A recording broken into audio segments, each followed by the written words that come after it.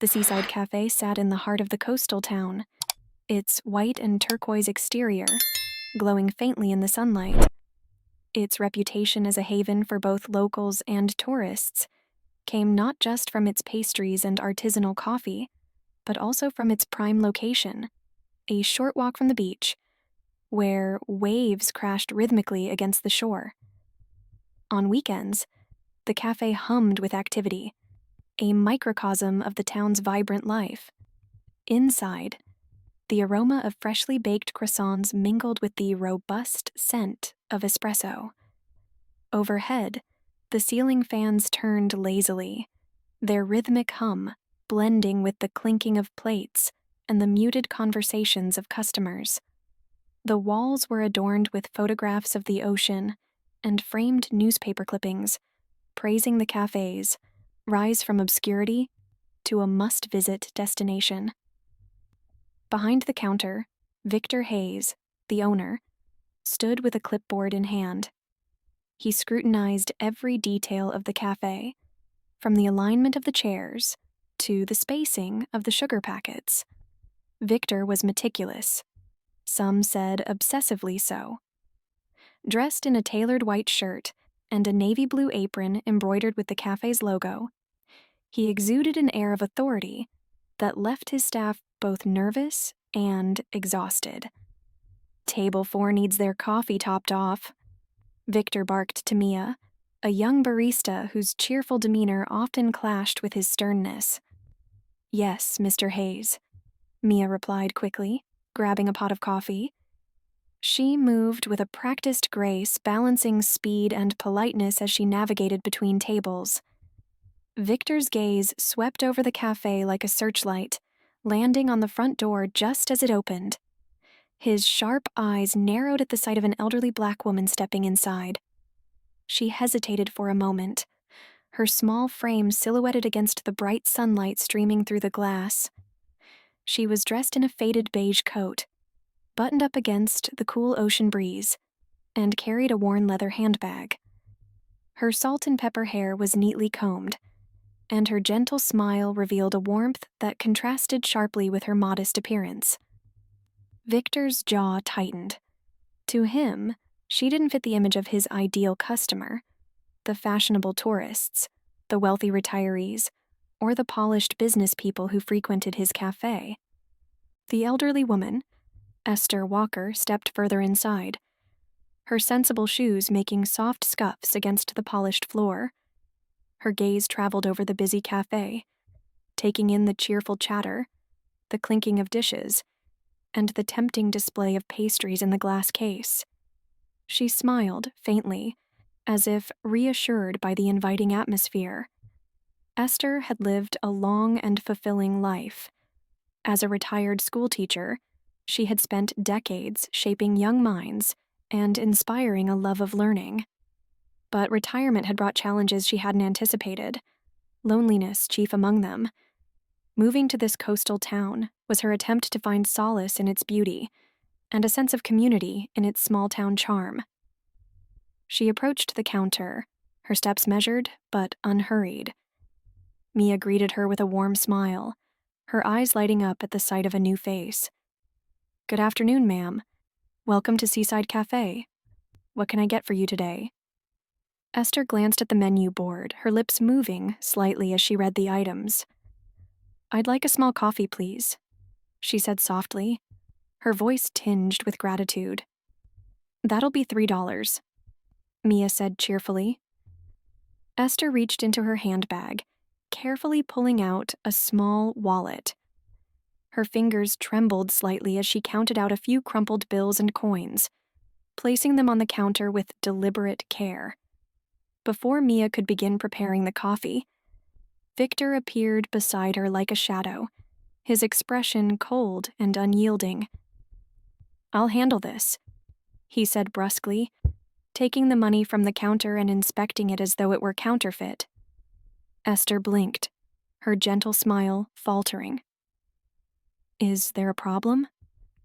Victor's lips pressed into a thin line. "We're very busy today," he said curtly. "We need to prioritize customers who can order and pay efficiently. Perhaps you'd be more comfortable at the diner down the street. The cafe seemed to freeze. Conversations hushed. Forks paused midair, and even the hum of the coffee machines seemed to dull as the tension thickened. Esther's cheeks flushed, but she maintained her composure. "I am a paying customer," she said, her voice steady but soft. "I'm not asking for anything I haven't paid for." Victor crossed his arms, his gaze dismissive. "I think you'd find the diner more accommodating." The kindness in Esther's eyes wavered, replaced by a flicker of hurt. She tucked her wallet back into her bag, her hands trembling slightly. "I see," she said quietly. "I didn't mean to cause any trouble." As she turned to leave, her shoulders hunched against the invisible weight of the humiliation, a voice broke through the silence. "Excuse me, ma'am." The voice called out, warm and resonant. Esther paused mid-step and turned, her gaze falling on a man seated in the corner. He rose from his chair, his movements smooth and deliberate. Dressed in a leather jacket and a wide-brimmed hat, he exuded a quiet confidence. The man removed his sunglasses, revealing sharp, expressive eyes that seemed to hold the weight of 1,000 stories. The cafe's patrons gasped in unison as they recognized him. Johnny Depp, the world-famous actor. Johnny approached Esther with a kind smile, his hat held in one hand. "Would you allow me to buy you that coffee?" he asked gently. Esther's eyes widened, her surprise evident. "Oh no, I couldn't possibly." I insist," Johnny interrupted, his tone leaving no room for argument. He turned to Mia, who stood frozen behind the counter. "Could you get this lovely lady whatever she'd like, and put it on my tab?" Mia nodded quickly, her hands moving to prepare the coffee. Victor stepped forward, his face flushed with a mix of embarrassment and defiance. "Mr. Depp, with all due respect, this isn't necessary. Johnny's sharp gaze silenced him. "You're right," he said, his voice calm but firm.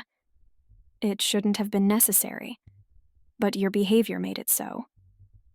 Victor's mouth opened, then closed, his words failing him. Johnny gestured for Esther to sit at his table by the window. As she hesitated, he placed a reassuring hand on her shoulder. "Please, join me." Reluctantly, Esther followed him to the table, her coffee now in hand. The cafe was abuzz with murmurs, customers whispering behind their hands as they watched the scene unfold. Once seated, Johnny leaned forward, his elbows resting on the table. "I'm sorry you were treated that way," he said sincerely. "It was wrong, and it shouldn't have happened." Esther sipped her coffee, her hands still trembling slightly. "Thank you," she said softly. "You didn't have to do that." Johnny smiled faintly. "Sometimes, doing what's right is more important than doing what's easy." Their conversation deepened as they spoke. Esther shared stories of her years as a teacher, the challenges she faced, and the joy she found in her students' successes. Johnny listened intently, his gaze never wavering. "You've given so much to others," he said. "It's only fair. The world gives something back to you." As Esther and Johnny spoke quietly by the window, the cafe's atmosphere shifted from hushed awe to a palpable tension. The murmurs among the patrons grew louder, a mix of curiosity, admiration, and disdain directed at Victor Hayes. For years, Victor had cultivated an image of exclusivity, but today, his actions had fractured that facade, exposing the sharp edge of his prejudice. At the counter, Mia struggled to maintain her composure. She had witnessed Victor's callousness before, an offhand comment here, a dismissive gesture there. But this was different. The public nature of the humiliation, compounded by the presence of Johnny Depp, had turned a quiet injustice into a spectacle. As Mia refilled a patron's coffee, a man seated at a nearby table muttered, "Never thought I'd see the day. A cafe owner turning away someone like her? Disgusting." Right in front of Johnny Depp, no less, his companion added. What was he thinking? Victor stood near the register, his back stiff and his face flushed. He could hear the whispers, feel the weight of 100 eyes on him, but he refused to look up. He busied himself with the till, pretending to count change. But his hands trembled with barely contained rage. This was supposed to be his sanctuary, his empire.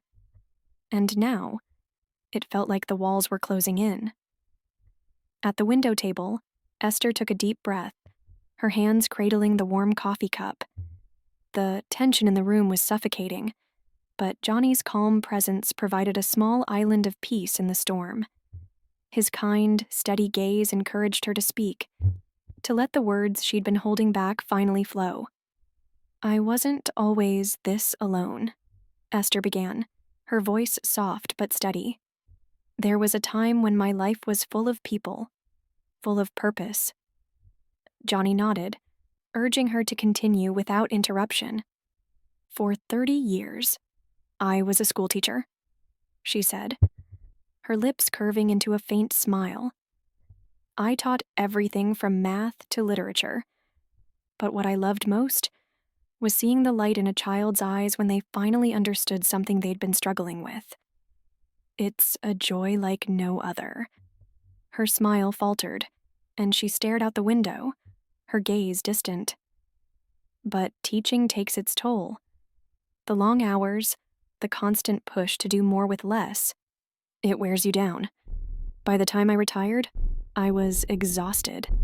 And then, well, life got quiet." Johnny tilted his head. "You mean after retirement?" Esther nodded. "I thought I'd finally have time to enjoy the world, maybe travel, reconnect with old friends. But I didn't realize how much of my identity was tied to my work. Without it, I felt invisible.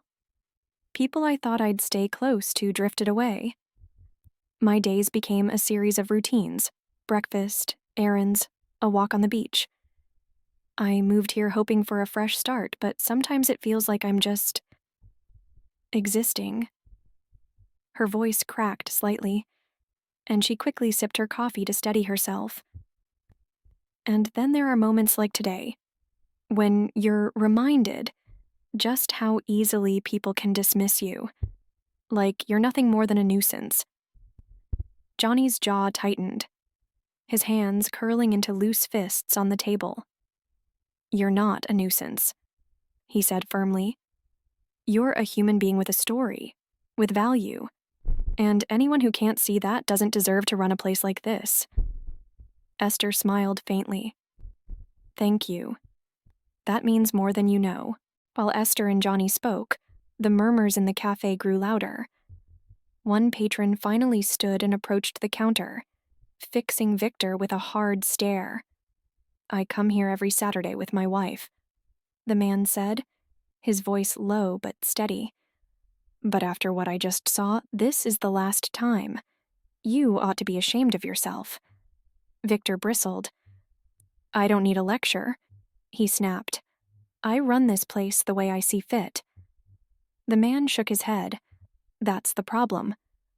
A woman seated nearby added, "He's right. If you think this is acceptable, you've lost more than one customer today." Victor's anger boiled over. He slammed the cash register shut and turned toward Johnny's table. "Do you have any idea what you've done?" he demanded, his voice trembling with rage. "You think you can waltz in here, throw your weight around, and humiliate me in my own cafe?"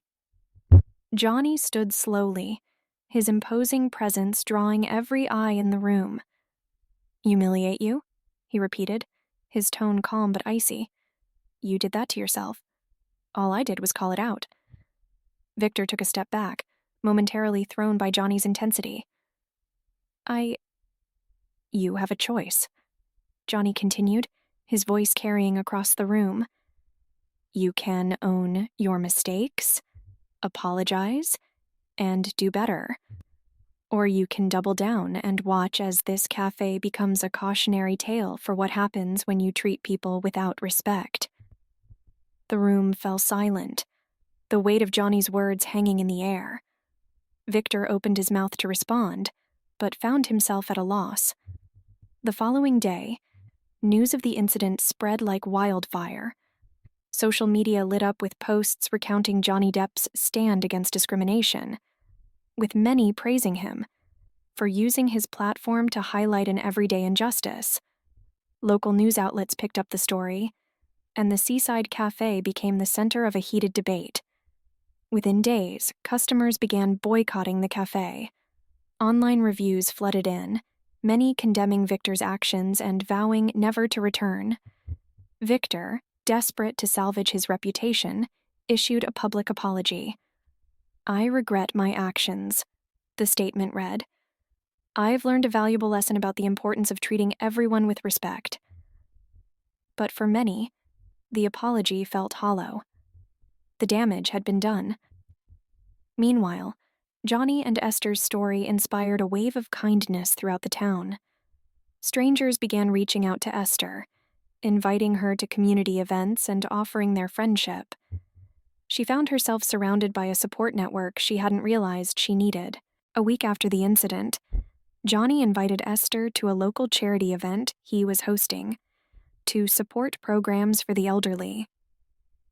The event drew a large crowd, with people eager to contribute to a cause that had suddenly taken on new significance.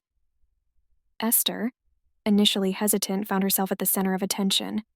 She shared her story with the audience, her voice steady and full of newfound confidence. Kindness costs nothing, she said, but its value is immeasurable. I hope what happened at that cafe reminds us all to look for the humanity in each other. The crowd erupted into applause, and Johnny stood beside her, beaming with pride. Months later, the Seaside Cafe closed its doors, unable to recover from the backlash. In its place, a new community cafe opened, one run by a cooperative of locals, including Mia, who had quit her job after the incident. The cafe's mission was simple: to create a space where everyone felt welcome, regardless of their background or. Esther became a regular at the new cafe, often sitting by the window with a book or chatting with friends she'd made through Johnny's efforts. Her life, once quiet and lonely, was now filled with connection and purpose. As for Johnny, he returned to his life in Hollywood, but the coastal town always held a special place in his heart. He and Esther stayed in touch, their unlikely friendship a reminder that even small acts of kindness could ripple outward, creating change far greater than anyone could imagine.